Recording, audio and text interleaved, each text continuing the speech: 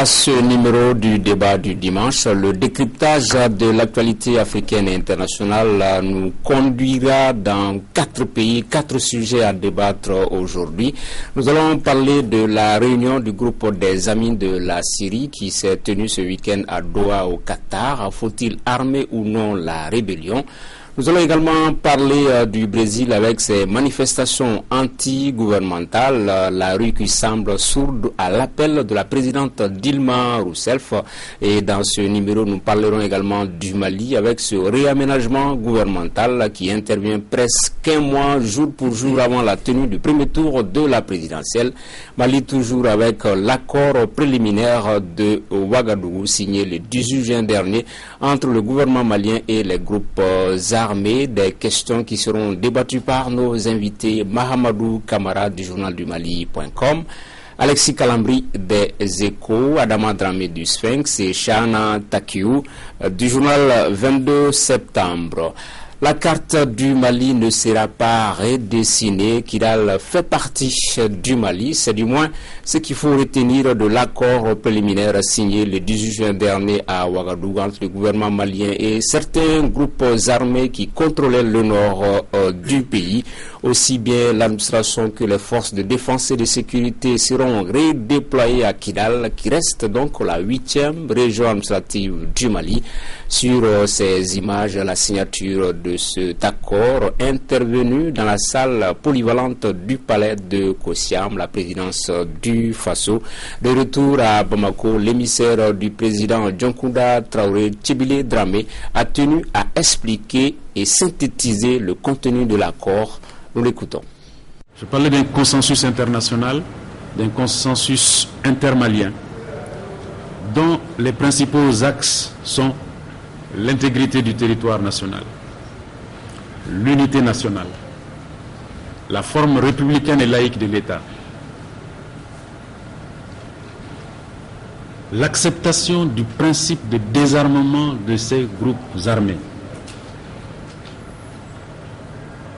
Vous savez que c'est la résolution 2100 des Nations Unies qui a exigé que les groupes armés du nord du Mali déposent les armes. Chacun sait que c'est une résolution votée sous l'empire du chapitre 7 de la charte de l'ONU et qui par conséquent avait une valeur contraignante pour tous. Le retour des forces de défense et de sécurité du Mali dès la signature de l'accord dans la région de Kidal. Le redéploiement de l'administration et des services techniques au nord du Mali. L'émissaire du président de la République du Mali, Tchibile Dramé, qui expliquait donc le contenu de l'accord de Ouagadougou à la presse. Mahamadou Kamara, il vous inspire quoi, cet accord préliminaire signé à Ouagam? Alors sans rentrer dans les détails, je pense que c'est un accord qu'il faut saluer pour plusieurs raisons. La première, c'est qu'il permet à l'État malien de recouvrer l'intégrité de son territoire, puisqu'il est question que l'armée revienne dans la région de Kidal, même si c'est un processus. Contrairement à ce que dit le médiateur, ça n'est pas immédiat, c'est un processus. Deuxièmement, il ouvre la voie à l'organisation de l'élection présidentielle sur l'ensemble du territoire malien. Et à partir de là, nous aurons un nouveau pouvoir élu qui aura la charge de régler de manière, je l'espère, définitive la question du Nord-Mali. Donc rien que pour ces raisons-là, c'est un accord qu'il faut saluer. Je précise qu'il est préliminaire, comme son nom l'indique, et donc il ne règle pas tous les problèmes du Nord-Mali, mais il permet en tout cas et le retour de l'armée et l'organisation des élections, et ça c'est un succès. Adama Dramé. Mais comme je l'ai dit une fois sur le plateau, je crois que c'est un accord qui sauve la face à tout le monde. Il y a beaucoup de bruit autour de cet accord. Il faudrait dire la vérité. On n'a pas gagné la guerre. Donc on est obligé d'accepter certains faits. Et je crois, comme Kamara l'a dit, l'essentiel, c'est qu'il y ait des élections. Et les accords pour accord, moi je me demande pourquoi les gens s'énervent. Parce que je crois que c'est le 6e ou le 7e accord qui a été signé et qui a été toujours remis en question. Les gens s'énervent souvent parce qu'ils auraient voulu peut-être que c'est l'armée qui aille conquérir Kidal, entrer à Kidal sans que ce ne soit une victoire sur tapis vert, quoi. Non, mais la France ne peut pas accepter ça. La France est venue intervenir au Mali, c'est pour sauver une situation. Comme le disait le Drian, ceux qui sont mécontents aujourd'hui, il y a 10 mois, on ne pouvait rien dire. Hein, on a fourni le pire. Et c'est ça la vérité. Il faudrait que chacun cherche sa zone gardée. Et moi, je me suis toujours dit que les gens font bruit pour rien, parce que la laïcité de l'État, la forme républicaine du Mali, sont des principes inaliénables qui se trouvent dans la constitution malienne et qui ne peuvent même pas être remis en question, à moins de voter une autre constitution. Et je crois que pour nous, Maliens, en tout cas c'est l'essentiel, le Mali ne sera pas divisé. C'est le plus important. Je pense que c'est un bon accord, un bon début, et comme l'a dit Camara, il faut saluer cet accord-là. Et par rapport aux mécontents, moi je pense que ceux qui ne sont pas contents, peut-être que n'ont même pas lu l'accord. Mais c'est leur droit d'être mécontents, Chana. Leur droit, il faut qu'ils nous exposent leurs arguments, pourquoi ils ne sont pas contents. Nous sommes face à des adversaires que l'armée n'a pas pu vaincre. L'armée n'a pas gagné la guerre. L'armée n'a pas gagné la guerre. Et nous avons en face de nous une partie, sinon deux parties. Et quand on négocie, on est obligé d'accepter quelque chose pour l'autre partie. Mais je ne comprends pas que certains disent que les rebelles n'ont pas déposé les armes. Non, je pense que le pré-accord mérite d'être relu, parce que ce n'est pas un accord définitif, ce sont des négociations en deux phases.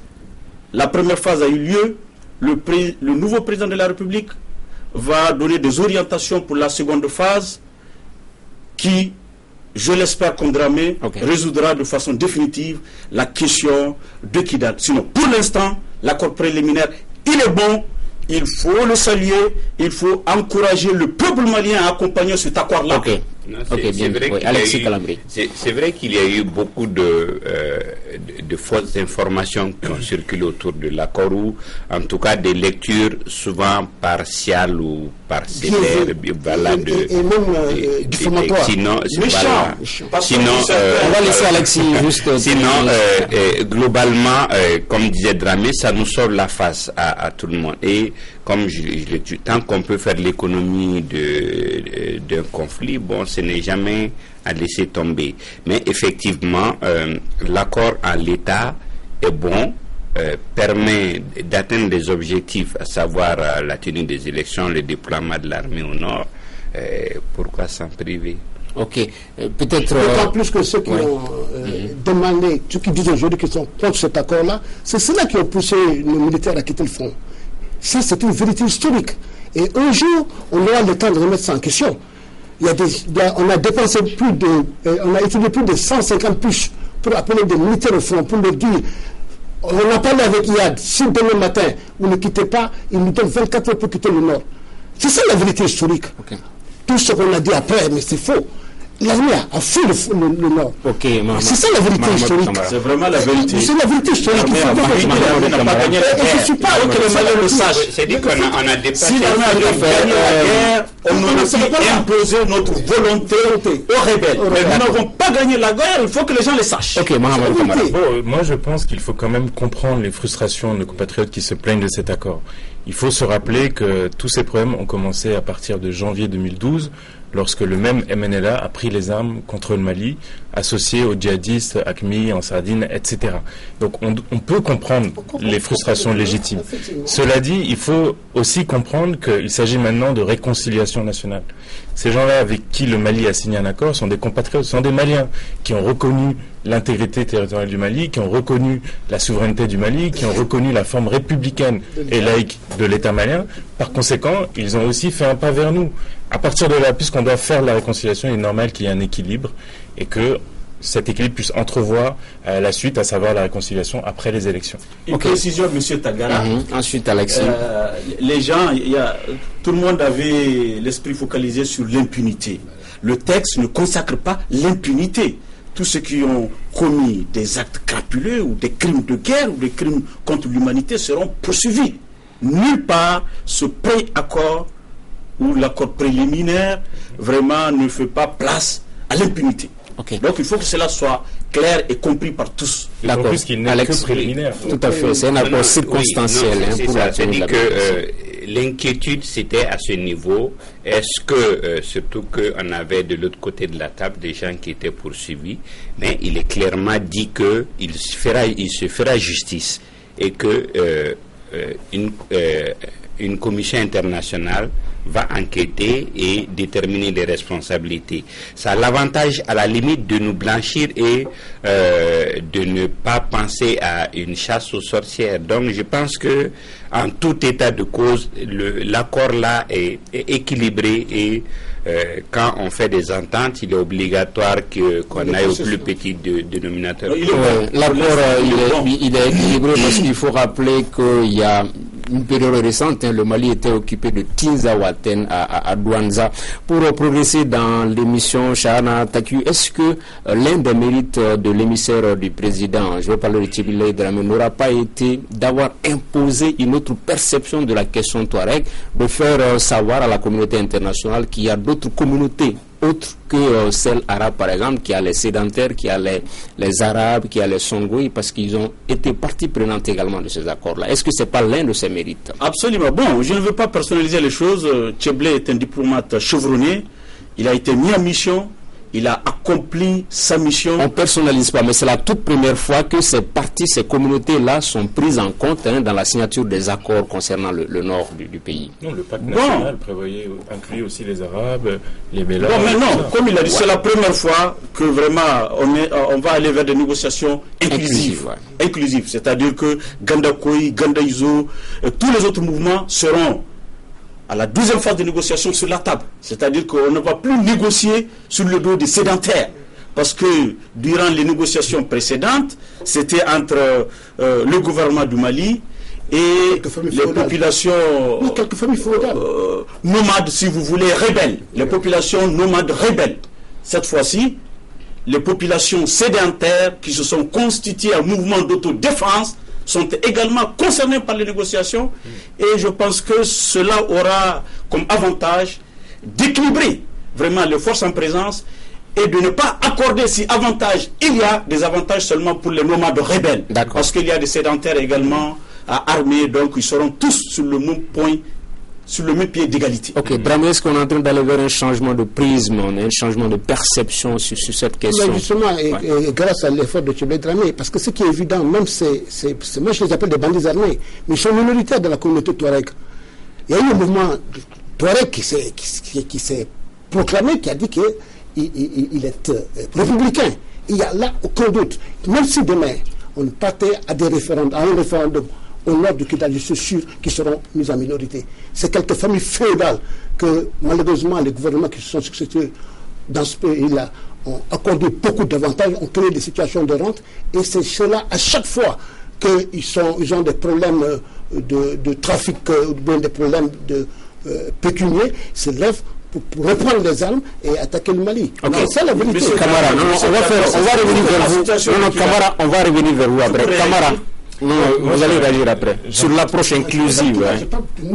Ok, vous allez réagir, Chahana. Allez-y, Camara. Oui, j'allais dire que j'inclurais une petite nuance malgré tout, parce que je me souviens que dans le pacte national qui a été signé en 1992, c'était un pacte inclusif qui n'incluait pas uniquement la communauté Touareg. Ce n'est pas un tête-à-tête entre les Touaregs et l'État malien.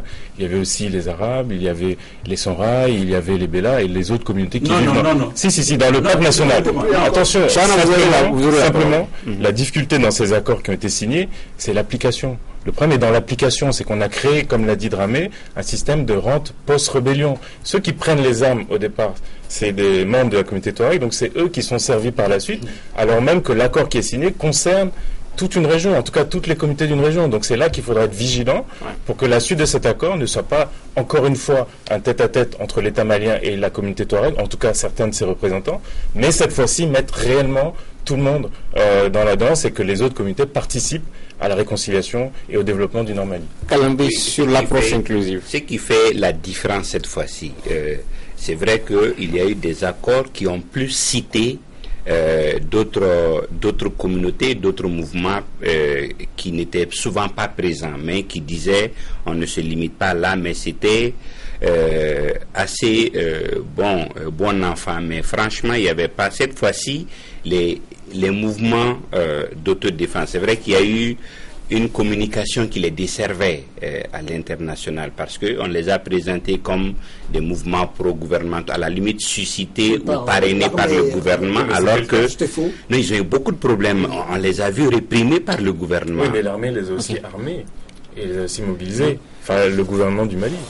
Ça, c'est clair. Si, c'était des milices gouvernementales. Non, ils ont eu beaucoup de problèmes avec le gouvernement.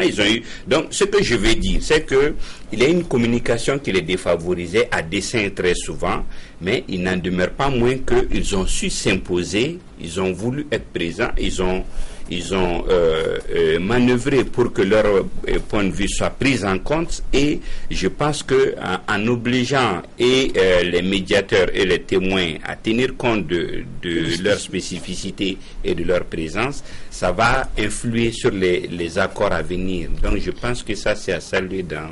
Chana qui voulait réagir. Oui, bon, moi je pense que je ne partage pas le même point de vue que Camara concernant les accords passés. Parce que concernant les accords passés, le mouvement était très clair, c'est-à-dire MPA, FIA, Arla, et après il y a eu ce qu'on appelle le mouvement unifié de l'Azawad. Ah, c'est toujours le mouvement rebelle. Après, c'est après tout cela qu'il y a eu Gandakoui, Gandaizo, tout cela, c'était des mouvements riposte par rapport à cette situation. Donc, Gandakoui, Gandaizo n'ont pas été pris en compte par le pacte national. C'est vrai qu'il y a eu des arrangements, souvent en douce, mais les différents textes passés n'ont jamais pris en compte les mouvements d'autodéfense. Aujourd'hui, qu'est-ce que le texte dit? Le texte, le texte parle de groupes armés. Le texte parle de groupes armés. Donc, sans spécifier sédentaire, nomade, on dit les groupes armés. Et tout le monde sait que quand on parle de groupes armés aujourd'hui, ils sont nombreux. Il y a les sédentaires qui sont constitués en groupe armé, des nomades qui sont constitués en groupe armé. Et ces sédentaires sont des républicains. Le Gandako, il a été créé spontanément, c'est des enfants, les hommes de la terre, comme ils le disent. Je me rappelle à l'époque constitués pour vous dire que ça n'a pas été suscité par l'État. Le cas Premier ministre est allé à Gao, où il a parlé de pogrom. Où il a parlé de Soraï quitté de Koumassi. On va pas personnaliser. Le ministre d'État à l'époque a voulu dire que ce n'est pas le rôle des milices de prendre le relais de l'armée. Qu'il y a une armée qui ne doit pas avoir deux armées dans un État. Cela dit, par la suite, on sait que l'armée, le gouvernement du Mali a armé, le gouvernement les a appuyés. Volontaire, patriotique, spontané. Tout à fait. Vous avez raison, mais le gouvernement les a appuyés et vous le savez. D'accord. Voilà, pour progresser dans ce numéro autre avancé, on a l'impression, Dramé, que la médiation de la CEDEAO a voulu se racheter, parce qu'on se rappelle, le 6 décembre dernier à Ouagadougou, des accords avaient été également signés entre ces mouvements armés et le gouvernement malien. Mais le 10 janvier, il y a eu l'attaque de Kona. Cette fois-ci, peut-être pour que ça soit consistant, il y a eu... c'est des accords signés sous l'égide de la CEDEAO, de l'Union africaine, de l'Union européenne et des Nations unies. Est-ce que ça va nous éviter d'aller vers cette récidive, que les accords soient encore violés? C'est ça le paradoxe. Moi, j'ai beaucoup de critiques. Est-ce que la médiation s'est rachetée cette fois-ci? Moi, j'ai beaucoup de critiques sur cet accord-là, évidemment. Mais il faut reconnaître que ce que je n'ai pas pu comprendre, on a parlé de cantonnement, mais on n'a pas parlé de désarmement. Parce que, comme vous l'avez dit, Chana, vous avez la parole. Chana, vous avez la parole après. Dramé, vous avez la parole. Parce que, comme vous l'avez dit, c'est après la signature d'un accord de Ouaga que ces gens sont attaqués comme ça. Vous vous souvenez très bien. Ils ont le matin, ils peuvent remettre ça en question. Et tous les accords qu'on a signés ont été remis en question par ces groupes armés. De 1963 à nos jours, c'est clair et net. À chaque fois que ces gens-là se sentent, comment on appelle, quand ils ont des problèmes pour ne puissent pas faire le trafic de drogue comme il faut, mais ils répondent déjà. Mais justement, est-ce que cette fois-ci, Alexis, on peut remettre en cause, dès lors que les accords ont été signés sous l'égide et de l'UIA, et de la CEDEAO, de l'Union européenne et du Conseil de sécurité des Nations unies? Ça change un peu la donne dans le si vous avez suivi, aujourd'hui, à Kidal, il y a eu un mouvement contre la présence des militaires maliens. Donc, tout le monde sait que c'est suscité. Aujourd'hui. L'avantage que nous avons cette fois-ci, c'est que la communauté internationale a témoin. Alors, et on nous a toujours prêté une mauvaise foi qui n'a pas toujours été vraie.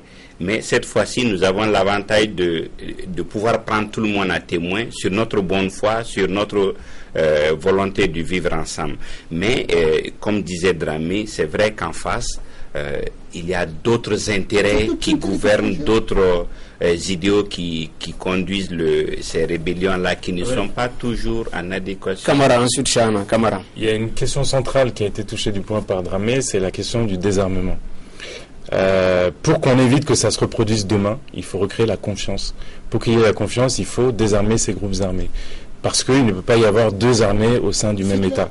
Cela dit, je ne suis pas d'accord avec vous quand vous dites que ça n'est pas mentionné dans l'accord. C'est mentionné dans l'accord. Heureusement, c'est mentionné dans l'accord. Simplement, il s'agit d'un processus qui va démarrer bientôt et qui prendra certainement du temps. Parce que c'est pas du jour au lendemain qu'on désarme ces gens-là. Demain matin, ces mêmes gens peuvent reprendre des armes. Ils l'ont fait. Oui, on espère qu'ils le referont. Ils ont toujours fait. Moi, je pense que nous sommes dans un processus, dans une phase où il faut éviter maintenant de regarder dans le rétroviseur. Absolument. L'accord a prévu le DDR. Donc, il y a le désarmement dedans, la réinsertion socio-économique. Mais on ne peut pas les cantonner, les désarmer, les réinsérer tout à l'heure. C'est un processus. Absolument. Ils seront cantonnés. Plus tard, ils seront désarmés. Et après, ils seront insérés dans le tissu socio-économique. Mais les gens sont pressés. Il faut que nous partions par étapes. Comme l'inquiétude, comme la les gens sont pressés. Après Ouaga, il y a eu des signatures. Et c'est quelques jours après qu'ils ont repris les armes pour attaquer. Mais cette signature est une signature sérieuse. En quoi? Signature sérieuse, parrainée, comme il l'a si bien dit, par l'Union africaine, par la CEDEAO, par l'ONU. C'est une signature sérieuse. Une partie qui se hasarderait cette fois-ci à violer cette signature-là, vraiment, aura la communauté internationale sur son dos. Et bien sûr, je pense que... Absolument. Alexis Calandre. L'autre aspect, il est vrai que la CEDEAO a besoin de se racheter. Elle a perdu tout crédit par rapport à la crise malienne. C'est-à-dire que si on suivait l'agenda CEDEAO, on ne serait pas encore là. Et à ce jour, la CEDEAO n'a jamais réussi à créer la confiance chez les Maliens. Et bon, c'est vrai que il n'y a pas, comment on appelle ça, d'adhésion. Le peuple malien ne se reconnaît pas dans les actes qui ont souvent été posés et on ne sent pas la CEDEAO derrière nous en tant que république. Donc, on les a souvent voulu voir et vu voulant jouer à l'équilibre entre une république et une rébellion. C'est ce qu'on n'a surtout pas compris. À commencer par la France. Monsieur Camara pose une question intéressante. Il dit en quoi cet accord est-il différent? En quoi quelles sont les garanties que demain il ne va pas recommencer? Par rapport au comportement. Absolument. Donc moi ma réponse par rapport à ça, c'est que de la rébellion cet a accord toujours remis en question. Absolument. Tous les accords qu'on les a. C'est vrai, mais cet accord. On les a tenus plus que l'autonomie. J'ai dit d'éviter dans le cet accord est particulier. Il vient à la suite de plus de 10 mois d'occupation du territoire malien, d'asservissement des populations du Nord Mali. Il vient après des exactions sans précédent. Il vient après que le MNLA se soit associé aux forces du mal que sont AQMI, les terroristes, les narcotrafiquants. Justement, donc ça n'est jamais arrivé. Ça n'est jamais arrivé, il n'y a jamais eu de précédent ici au Mali, ce qui a fait que l'ensemble de la communauté internationale a un projecteur braqué sur le Mali, et que si demain ces gens-là osaient recommencer, je peux vous dire qu'on ne les laissera pas faire et qu'ils ont une pression incroyable sur eux qui est, à mon avis, un garde-fou. En quoi l'accord est-il différent? Je ne fais pas partie des débats, mais j'étais à Ouaga. L'accord est différent dans la mesure où, cette fois-ci, on ne parle pas de réintégration de ces rebelles-là dans l'armée nationale. Dans aucune partie de l'accord, on n'en parle pas. Donc peut-être ça peut être une avancée. Non, moi je ne peux pas. C'est vrai que... Non, on n'en parle pas. C'est vrai que non. Je vous dis, ça c'est la première phase. Dans la seconde phase... Ouais, moi je parle de l'accord de la première phase. Non, de la première phase. Il y aura une seconde phase. Dans la seconde phase, il y aura des précisions et des détails. C'est vrai que le Babi, le conseil technique, l'armée, ne voudrait pas qu'il y ait une réinsertion. Le peuple malien ne voudra plus ça. Mais dans les négociations, c'est sûr que la partie d'enfance va mettre ça sur la table. Mais une question... Laisse-moi continuer dans ça. Parce que, Tangara, des gens qui sont armés, qui ne connaissent rien que le métier des armes, vous les prenez leurs armes et vous leur dites de faire autre chose. Il y a de fortes chances que demain ou après-demain, ils vont encore chercher ces mêmes armes pour faire autre chose. Je pense que la question mérite d'être approfondie. On a vu ceux qui ont été recrutés au sein de l'armée, leur comportement, ça n'a pas été bon, mais je pense que c'est une question sur laquelle encore il faut vraiment réfléchir davantage. C'est le comportement de nos dirigeants qui a fait que ceux qui ont intégré au sein de l'armée se sont retrouvés à Kidal, se sont réunis, ont pu aller vers une mutinerie, fermer tout ça. Je pense qu'il y avait une bonne gestion de ces hommes-là, on ne serait pas là aujourd'hui. Ok, une dernière question pour conclure ce point. Alexis, on peut dire que finalement tous les régimes au Mali depuis 1991 ont eu leur accord. Il y a eu le pacte national depuis le CTSP, il y a eu les accords de Tamnaraset, les accords d'Alger avec le président ATT, aujourd'hui l'accord préliminaire de Ouaga. Et ce n'est pas tout. Le nouveau président élu va signer un autre accord avant octobre 2013. En 20 ans, 4-5 accords, ça veut dire qu'il y a un accord chaque 5 ans. Ça dénote de la complexité de cette question Touareg. Oui, mais en même temps, il y a un grand changement. C'est-à-dire maintenant, c'était des accords signés sous le boisseau. On en savait par bribes, c'était dans des milieux d'initiés que ça circulait. Mais à la limite, cette fois-ci, l'accord était sur la place publique, mouture après mouture. Et je pense que en prenant le peuple à témoin. Sur les réseaux sociaux, il y a eu beaucoup de réactions. Le peuple s'informant et réagissant, bon, ce sera plus en dirigeant et les mouvements, mais vraiment, ça peut être sur la place publique, ça peut être connu de tout le monde, de sorte que chacun soit mis face à ses responsabilités. Ok. Kagara, le monde bouge, les choses changent. 91 n'est pas 2013. Ce qui s'est passé avec le pacte national, avec ça fait un accord chaque 5 ans. Non, maintenant, moi je pense que ce sont les accords les plus sérieux que nous sommes en train de signer. Et ce sont les accords, à mon avis, les plus sérieux qui pourront vraiment permettre une certaine stabilité de la zone durant quand même plusieurs décennies. Vraiment, je pense qu'on tend vers ça. Un dernier tour de table là-dessus. Moi, je dis, pour moi, la rébellion Touareg, ce n'est pas un problème de gouvernance. Je le dis, je le répète, c'est la petite histoire de l'homme, du homme bleu qui a été créé par le Tchéquespire, par d'Otono, dans Otono. En réalité, ces gens se disent une chose.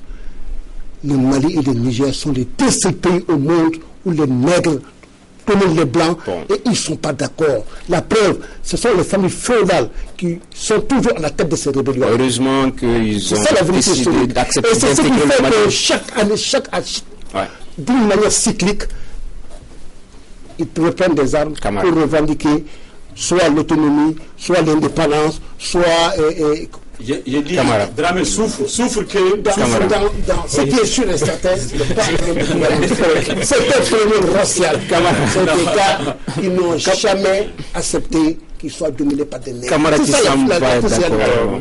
Monsieur Dramé, il dit des choses. Bon, il y a du fédéralisme. C'est ça, regardez dans le rétroviseur, peut-être comme ça. Ça ne nous avance pas. Il y a du fédéralisme, mais il faut rappeler qu'il existe aussi dans la partie sud du pays. Donc, bon. Je pense qu'il ne faut pas perdre de vue une chose. Cet accord est uniquement préliminaire. Tout à fait. C'est un accord préliminaire. Donc, quand vous dites c'est l'accord le plus sérieux, moi je dis attendons d'avoir l'accord définitif qui ne viendra qu'à la suite de l'élection présidentielle et à la suite de la procédure. C'est un bon départ, mais on n'est pas arrivé. Alexis, les Nations Unies avaient audité le pacte national juste avant l'éclatement de la rébellion. Donc la conclusion, c'était que le pacte national était le document le plus complet et ça avait 20 ans. Donc il disait il faut qu'on revienne au pacte national et il faut qu'on revienne au commissariat au nord parce que le commissariat au nord avait l'avantage de donner une visibilité au moins à l'action. Maintenant on a éclaté en plusieurs structures qui faisait que bon, deux structures pouvaient faire la même chose sans qu'il y ait une coordination. Donc je pense que, sans pour aller dans ce que Chan a dit, je pense qu'il y a des pistes. On a suffisamment travaillé sur la question pour faire en sorte que ça aille plus vite. Tout à fait. Il est trop vaste ce sujet. On va ver la rébellion. Elle n'a pas commencé aujourd'hui. La première rébellion date de 1932. Elle a été matée dans le sang par le Français. Ok. Ça, c'est une vérité. Restons toujours au Mali. Nous restons toujours au Mali pour parler de ce réaménagement gouvernemental intervenu hier, des permutations des ministres qui quittent leur poste pour d'autres, une mesure prise donc ce samedi par le président Dioncounda Traoré. Chahana saurait été un non-événement si ce réaménagement n'intervenait pas presque à un mois jour pour jour du premier tour de la présidentielle. Bon, c'est vraiment un non-événement. Tu disais tout à l'heure qu'une décision prise par Dioncounda. Moi, je pense que la décision, elle est vraiment prise par Diongo Sissoko. Non, le décret, c'est le président de la République. Et le Premier ministre également signe. C'est certainement sur proposition du Premier ministre qui a des problèmes sérieux avec son ministre des Finances. Hein? Son ancien ministre des Finances. Ce réaménagement ministériel a été fait uniquement pour déplacer Tchéna Koulibaly des Finances pour le commerce. Parce que, Monsieur Tangara, je pense que vous suivez l'actualité et vous savez bel et bien que Tchéna Koulibaly est le meilleur ministre du gouvernement, Diongo Sissoko. C'est vous qui le dites. C'est moi qui le dis et je le dis en connaissance de cause. Okay. Et Tchéna Koulibaly s'est toujours opposé, a toujours apporté la contradiction au Premier ministre contre un choix douteux et à certaines violations des codes des marchés publics. D'accord. Vous le savez, Tangara, laisse-nous le dire ici sur ce plateau. Oui, ne personnalisons pas. Le réaménagement n'est pas pertinent. Il n'est pas sérieux. Il n'est vraiment pas sérieux parce que nous sommes à quelques encablures seulement de la présidentielle. D'accord. C'est un règlement de compte au sommet de l'État. C'est dommage. La République du Mali ne mérite pas ce règlement de compte de cette manière-là. Et je pense réellement que le ministre des Finances, l'ex-ministre des Finances, Tchéna Koulibaly, doit refuser son poste en démissionnant. Ok. En attendant, bien sûr, la réaction du Premier ministre, justement, les éclaircissements du cabinet de la primature par rapport à ses propos. Adama Dramé, sur ce réaménagement gouvernemental. Mais comme chacun l'a dit, moi je crois que Diabo a fait de l'anticipation. Parce que pour ceux qui suivent l'actualité, je parle sous le contrôle de certaines sources. Le ministre des Finances était même décidé à faire la peau à Tchéna Koulibaly. Il avait dit à Tchéna Koulibaly, il a dit que ça ne pouvait pas continuer. Et comme Chagana l'a dit, Tchéna a refusé beaucoup de choses. Au niveau de l'armée aujourd'hui, on sait qu'il y a énormément d'argent qui ont été dépensés. Et il était même obligé de renvoyer le contrôle financier de l'armée parce qu'il a cautionné beaucoup de choses. Aujourd'hui, il y a plus de 40 millions qui ont disparu au niveau du ministère de la Défense. Il y a la fameuse affaire de véhicules de l'armée, de 200 véhicules pick-up de l'armée. C'est parce que on a tout fait pour prendre cet argent-là. Mais malheureusement, on n'a jamais eu de pick-up à moins de 31 millions. Ça avait une tension. Et c'est vrai qu'il s'est opposé au Premier ministre. Et Django, qui a le sens de l'anticipation, a certainement évité un scénario à la Cheikh Modibo Diarra. Parce que ce qui était sûr et certain, ces gars, il ne faut pas oublier que mais il y a une fédération, il n'y a pas eu que le ministre de la Défense était membre important du CNDRE ou bien de l'ex-CNDRE. Pour moi, la junte, elle existe. C'est elle qui dirige jusqu'à preuve du contraire. Et Django, avec le sens de l'anticipation, a voulu éviter un clash au sommet de l'État. Au sommet de l'État. Camarade. Bon, mais mes deux grands frères ont presque tout dit. Non, il y a eu d'autres permutations. Il faudrait qu'on ne va pas se focaliser sur le M. Traoré qui vient à l'économie, j'ai dit, et avait lui aussi un problème au niveau de la fonction publique avec le renvoi des 236 élèves. fonctionnaires. Aujourd'hui, c'est Traoré, comment il s'appelle, Demba qui hérite de ce portefeuille-là. Moi, je dis, il peut en faire un fonds de commerce. C'est en réintégrant demain matin, les 236 fonctionnaires, parce que ils bénéficient de l'arrêt de la Cour suprême. Mais le problème, la réalité de ce réaménagement n'est due qu'une manière de pousser Tchéman Koulibaly vers la porte. Bon, c'est une punition, il faut le dire, c'est clair. On a puni le ministre de l'économie et des finances, qui est perçu comme étant le garant d'une certaine orthodoxie financière, quelqu'un qui a les cordons de la bourse bien liés et qui ne laisse pas tout passer. Voilà, c'est clair, il faut dire les choses. Maintenant, c'est regrettable et c'est même humiliant pour le Mali, surtout après tout ce qui s'est passé, qu'on en vienne, comme l'a dit Chahana, à quelques semaines d'une échéance qui va faire que le gouvernement va sans doute changer, qu'on en vienne à changer l'un des ministres clés, a fortiori un ministre qui est apprécié aussi bien à l'intérieur, aussi bien apprécié aussi bien à l'intérieur qu'à l'extérieur, notamment par les bailleurs de fonds avec lesquels il est en contact direct. Donc je ne sais pas qu'est-ce que ça va donner, mais c'est très mauvais pour l'image du Mali. C'est un mauvais coup joué au Mali. D'accord. Alexis Calambri. Oui. Je pense qu'on est en train de faire une lecture passionnée. Prenons détail par détail. Pourquoi un réaménagement, comme on appelle, à quelques jours de... Ça veut pas... C'est pas la première fois. Si on prend la transition 91-92, il y a eu 4 grands remaniements en un an. Bon, donc, premièrement, voyons les objectifs de ce réaménagement. Premièrement, l'arrivée de Mamadou Namouri. C'est quand même, si vous voyez, le ministère a été transformé, enfin pour ceux qui va, il y a l'action humanitaire, parce que c'est un volet important de la reconstruction. Et c'est, à mon avis, on est vraiment en train de faire des analyses. Hein.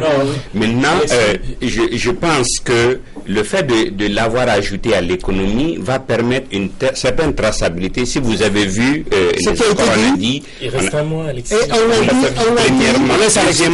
Deuxièmement, il y aura plus de flexibilité. Et ce que vous dites est assez grave parce que Tchéna, et c'est vrai, personne ne met en doute sa moralité. Et tout le monde est fier de lui en tant que ministre des Finances ayant une certaine rigueur morale. Mais il n'est pas le président de la République, il n'est pas le premier ministre et à ce titre, il n'a pas d'autonomie, à mon avis, dans la décision. Donc, on est en train de dire comme si il peut prendre une décision ou il peut refuser les décisions qui sont on conclut sur ce point. Dramé, s'il vous plaît. On conclut sur ce point. Non, ce sont des points de vue personnels. Le réaménagement, Dramé, s'il vous plaît, le réaménagement est intervenu le week-end, peut-être lundi ou mardi, on va attendre la version officielle de la primature. Nous continuons sur cette émission avec le Brésil. La primature aura toute la latitude de réagir par rapport à ces informations. Donc continuons sur le Brésil avec ce mouvement contestataire qui ne s'essouffle pas. Restez sourds à l'appel de la présidente Dilma Rousseff. Les manifestants remettent ça et promettent des actions plus soutenues les jours à venir. On la disait perdue face à l'ampleur des manifestations, prise de court et paralysée. Dans son intervention télévisée, Dilma Rousseff a tenté de reprendre les choses en main.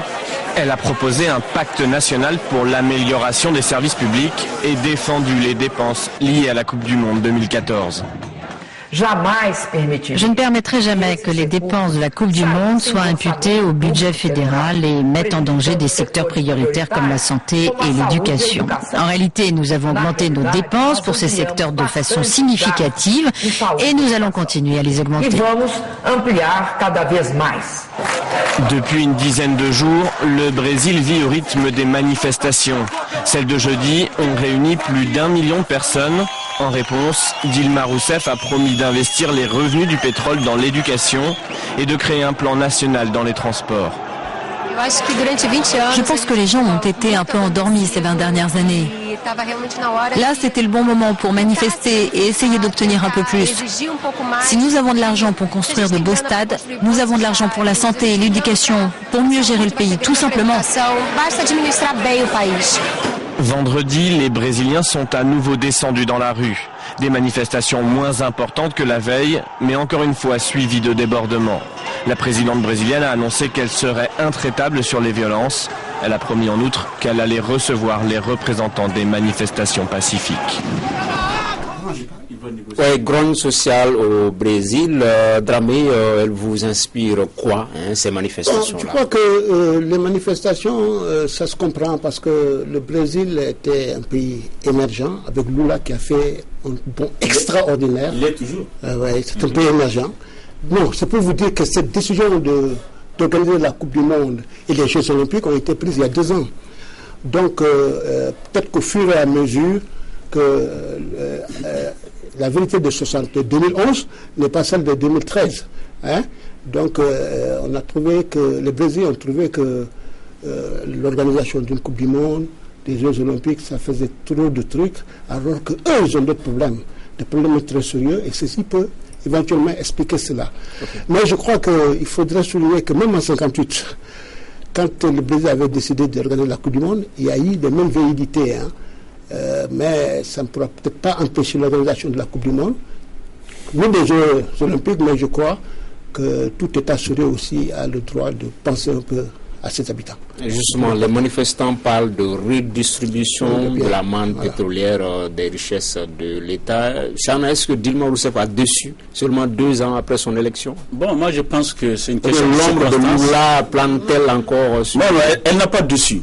Vous savez que la revendication principale des manifestants c'était dû à l'augmentation des tarifs des transports en commun. En commun, c'était ça vraiment la revendication principale, c'est-à-dire que la suppression de cette augmentation. Il y a même des municipalités qui ont supprimé l'augmentation. Pour autant, ça s'enflamme toujours. Donc à côté de cette revendication, il y a des revendications politiques, voire des revendications sociales.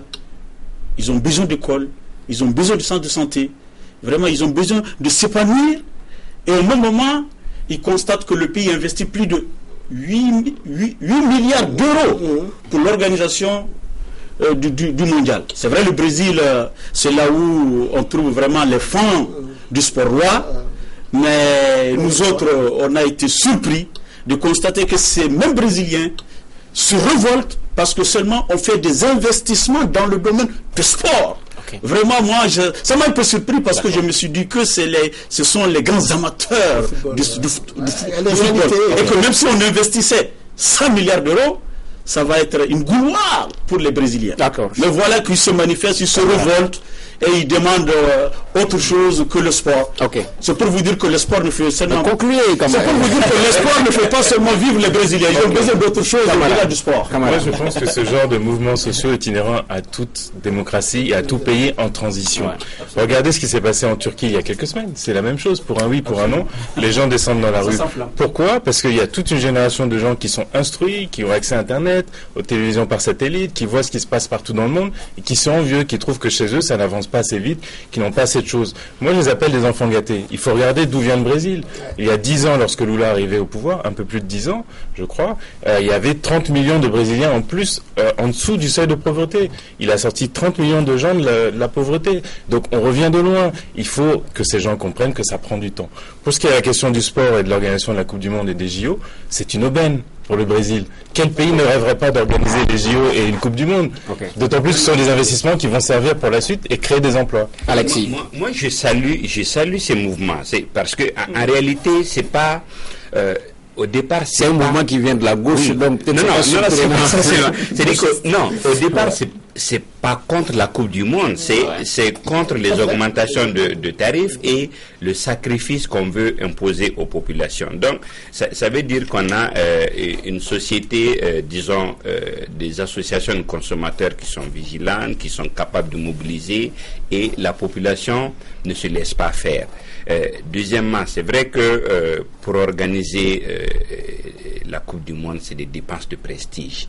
C'est vrai, ça impose des efforts, c'est pas, disons, la rentabilité n'est pas toujours financière, mais voilà, c'est pas garanti, mais c'est bien de le faire, et c'est bien que disons, la population soit dynamique, qu'elle se rébelle quand il le faut, et qu'elle oblige l'autorité à rester vigilante et à tenir compte de la population réelle. Ce que Camara dit, et ça tient, c'est dit, on a vu tout ce que Lula a réussi, on a vu la place du Brésil dans les BRICS aujourd'hui, mais il y a encore du boulot, et c'est normal que la population oblige le gouvernement. C'est la nature de. C'est vrai, je ne supporte. Je ne suis pas en train de supporter. Je ne suis pas. Non, c'est dit. La manifestation est normale. La violence n'est pas un mode d'expression démocratique. Mais au départ, c'était pas pour casser. Au départ, c'était pour manifester des mécontentements. Elle a même dit qu'elle est prête à le recevoir. Et à mon avis, a été élégante, parce que, bon, même si la police est restée régalienne en matin, elle est restée quand même dans l'optique du dialogue. Ok, on me signale que nous avons 3 minutes pour conclure cette émission. Mais en off, les images de la réunion du groupe des amis de la Syrie. Faut-il armer ou non les rebelles? La question divise donc le groupe des amis du pays, qui était donc en conclave à Doha au Qatar. Chahana Takiou, finalement, il n'y a pas eu d'issue favorable. La question n'a pas été tranchée à l'issue de cette rencontre. Bon, les Européens, ils parlent beaucoup, mais ils ne sont pas suffisamment courageux. Au Mali, ils l'ont été quand même. D'accord, oui. Au Mali, c'est parce que, bon, ils avaient la légalité internationale là. Avec eux, la France l'a été, parce qu'il y avait la légalité internationale. La problématique de la Syrie, c'est un problème de légalité internationale. Parce qu'il y a 2 pays qui disposent du droit de veto aux Nations Unies, notamment la Russie et la Chine, qui sont des alliés de Bachar al-Assad. Ce qui pose problème. Ce qui fait que la France, la Grande-Bretagne, tous les autres, les amis de la Syrie, ne peuvent pas intervenir militairement. Sinon, ils seraient en porte-à-faux avec la légalité internationale. Moi, je pense que c'est ce qui empêche aux amis de la Syrie d'intervenir. S'ils avaient la légalité internationale, aujourd'hui, ils trouveraient que Bachar al-Assad n'est plus là. Dramé. Non, moi je crois qu'il y a même besoin de problèmes, parce que le problème qui se pose aujourd'hui, c'est de savoir est-ce qu'il faut armer les milices, la rébellion syrienne. D'autant plus qu'il y a énormément, c'est un surtout aujourd'hui, il y a peut-être des gars qui font des revendications assez légitimes, mais parmi il y a des djihadistes. Qu'est-ce qu'ils avaient choisi? Ils avaient dit, les États-Unis, la France voulaient armer ces rebelles-là avec des armements légers, quitte au Qatar et à l'Arabie Saoudite de leur fournir un armement lourd, tel que des missiles antimissiles, des missiles anti-chars, etc., etc. Mais les spécialistes des renseignements français, par exemple, ont dit que ce ne serait pas souhaitable. On risque de se retrouver dans le même scénario que le scénario libyen, qu'en Libye. Donc aujourd'hui, je crois que s'il n'y a pas eu de consensus autour de ce réarmement-là, c'est certainement que les Européens, comme ils le disent, ne veulent pas recommettre la même bêtise, quoi. Ils ont tiré les leçons de la Libye. Camara, allez-y. On a 2 minutes pour conclure. Alors, Camara, oui, voilà, là, j'étais pas trop d'accord avec Chahana. C'est pas une question de légalité. La preuve, en Libye, la légalité, il n'y a pas de problème. C'est une question, justement, du précédent libyen. C'est-à-dire qu'on a armé des gens qui, après, se sont retournés contre ceux-là même qui les ont armés à travers le problème malien et la déstabilisation complète de la Libye qui touche tous les pays aux alentours. Pour la Syrie, c'est encore plus risqué. grave. Si on devait armer des gens et que les armes se retrouvent entre les mains de djihadistes islamistes dans une région déjà ultra sensible, entourée de pétrole, d'Israël, de la Palestine, de l'Iran, de l'Irak, ce sera encore plus dangereux. Et c'est la raison pour laquelle il y a eu un retour en arrière au nord et de Cameroun. Alexis, pour conclure l'émission, le dernier mot. Moi, je l'ai toujours dit, aucune armée ne résiste à une insurrection populaire. C'est dit que le mouvement syrien est créé de toutes pièces par des gens qui veulent déstabiliser ce pays-là. Et on l'a vu, c'est-à-dire il y a eu tellement de propagande. L'armée syrienne libre n'est pas connue. Dirigée par un agent de la CIA. L'association des droits de l'homme, l'association des droits de l'homme n'existe qu'à Londres. Donc c'est une création occidentale qui fait qui n'a peut-être pas eu suffisamment d'adhérence dans la population réelle, en tout cas qui n'est pas soutenue comme il le faut. C'est pour ça que maintenant tout le monde est gêné par rapport à ça. Okay. Voilà, et c'est sur ce que prend fin ce numéro du débat du dimanche. Charles, on aura l'opportunité de poursuivre dimanche prochain, Inch'Allah. Merci de l'avoir suivi. Nous recevions Mahamadou Kamara du journal du Mali.com, Alexis Calambri des Échos, Adama Dramé du Sphinx et Shana Takiou de 22 septembre. Merci de l'avoir suivi. À dimanche prochain, Inch'Allah.